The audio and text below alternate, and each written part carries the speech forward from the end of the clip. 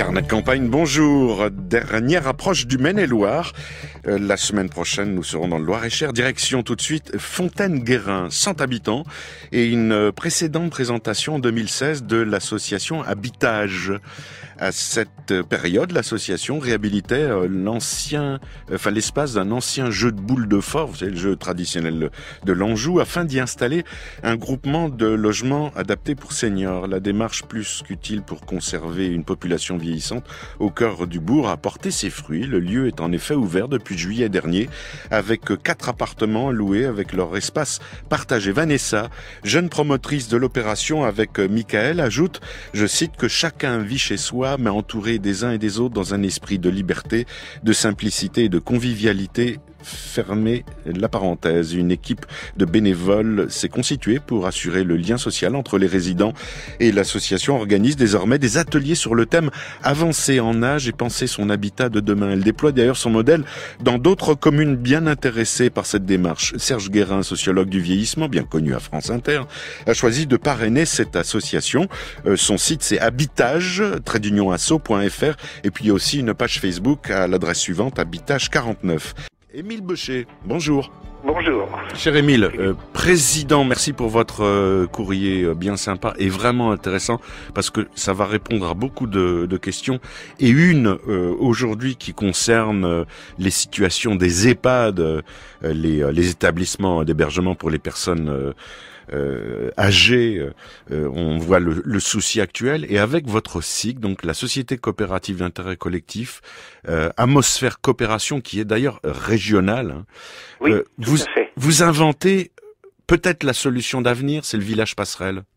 Oui, il n'y a pas que nous. Il y a une association qui est à Fontaine-Guérin dans le Maine-et-Loire aussi, qui est Habitage, qu'on a rencontré il n'y a pas très longtemps là, et on va travailler ensemble parce que on est parti d'une situation d'aménagement du territoire au départ. Oui. On a plein de projets dans tous les domaines, mais le village passerelle, la situation des personnes vieillissantes est vraiment dramatique. Ils n'ont pas beaucoup de moyens, ça coûte très cher d'aller dans un EHPAD, et comment ils peuvent le durer le plus longtemps dans les conditions de sécurité, d'hygiène, de confort, le plus longtemps possible dans leur village, en autogestion.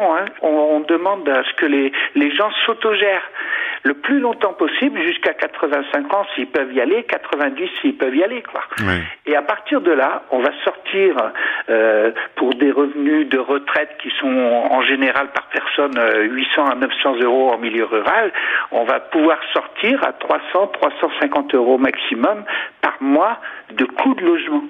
Mais comment faites-vous ? Eh bien, on refait des petites unités 35-40 mètres carrés qui sont réversibles, c'est-à-dire qu'on peut les enlever quand il n'y en a plus besoin dans une commune parce qu'il n'y a pas assez de personnes âgées. Ces logements-là peuvent aller dans d'autres communes, et comme ça, on va essayer de coopérer pour dire, il n'y a pas besoin de construire énormément de logements. Des logements, il y en a. Et en même temps, les logements qui sont dans les cœurs de bourg, elles sont pas habitables telles que ça pour des jeunes. Donc, ce qu'on dit, mais mettez-le dans la coopérative, votre maison, on va relever des parts sociales pour réhabiliter votre maison, et ça va repartir pour des jeunes.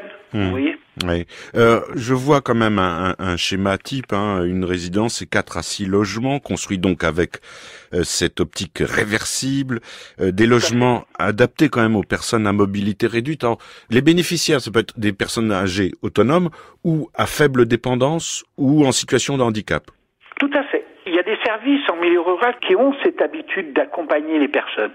Mais aujourd'hui, en regroupant 3, 4 ou 5, on va optimiser la relation humaine et puis l'aide sociale. Et plutôt que d'aller à chaque fois faire un kilomètre entre chaque maison. Bien sûr. Voilà. Alors, il y a parallèlement à la maison une pièce de vie commune, un jardin commun avec terrasse, et puis il y a aussi un logement pour une personne bienveillante, comme vous l'appelez, bénévole. Oui, alors donc la personne bienveillante, c'est une personne qui bénéficie du même tarif de logement.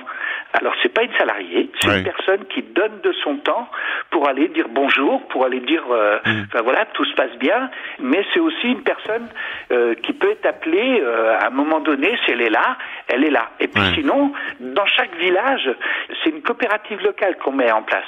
Donc dans chaque village, il y a une association support. Donc c'est remettre... Oui, mais alors, attendez, Émile, le montage financier se fait avec qui ?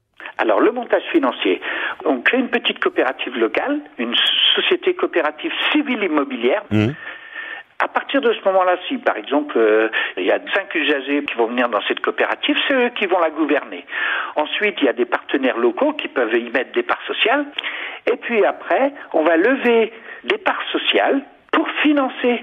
Et des parts sociales auprès des habitants. Auprès des habitants, alors ce qu'on espère, c'est être labellisé Finansol et pouvoir lever de l'épargne dans toute la France et dire aux enfants des parents qui sont dans cette situation, de dire mettez votre épargne salariale là-dedans.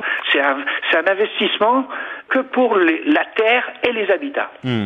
Écoutez, moi je suis ébahi. Ce qu'il faut faire, c'est l'encadrer, ce schéma, et puis le soumettre à d'autres collectivités pour que, si le modèle fonctionne bien, et il me semble vraiment très pertinent, entre le domicile où il y a une petite perte d'autonomie et on trouve quand même un habitat collectif sécurisant entre donc le domicile d'origine et la maison de retraite, comme l'on dit communément, il y a cette solution qui permet de rester quand même au cœur du bourg et participer à la vie locale. Ça s'appelle Amosphère, comme un mot mais avec un O, Amosphère-coopération.org pour l'adresse du site internet.